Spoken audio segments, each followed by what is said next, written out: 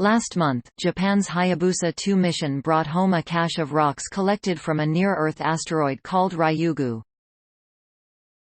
While analysis of those returned samples is just getting underway, researchers are using data from the spacecraft's other instruments to reveal new details about the asteroid's past.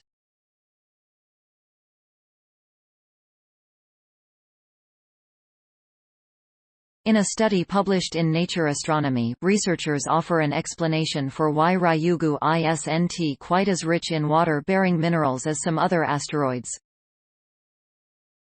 The study suggests that the ancient parent body from which Ryugu was formed had likely dried out in some kind of heating event before Ryugu came into being, which left Ryugu itself drier than expected. One of the things we're trying to understand is the distribution of water in the early solar system, and how that water may have been delivered to Earth, said Ralph Milliken, a planetary scientist at Brown University and study co-author. These types of asteroids are believed to be possible parent bodies for dark, water and carbon-bearing meteorites. Those meteorites have been studied in great detail in laboratories around the world for many decades, but it is not possible to determine with certainty which asteroid a given carbonaceous chondrite meteorite may come from. But observations of Ryugu made by Hayabusa 2 as it flew alongside the asteroid suggest it may not to be as water-rich as scientists originally expected.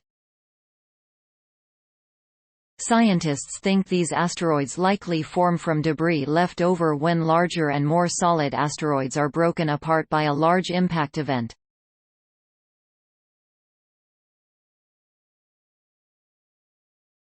So it's possible the water signature seen on Ryugu today is all that remains of a previously more water-rich parent asteroid that dried out due to a heating event of some kind. The impact created a small crater and exposed rock buried in the subsurface.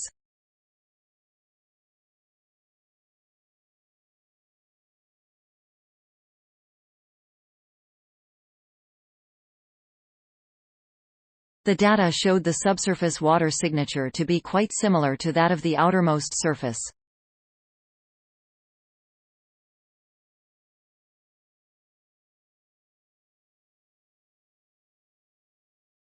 That finding is consistent with the idea that Ryugu's parent body had dried out, rather than the scenario in which Ryugu's surface was dried out by the Sun.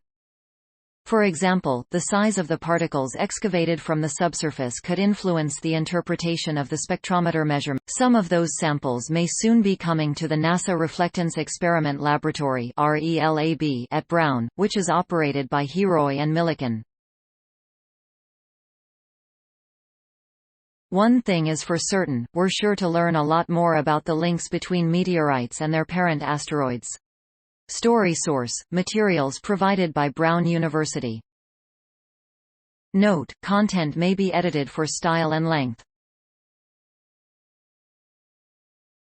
Please support my channel to grow by pressing subscribe button and the bell icon. We will notify you technological news. Thank you.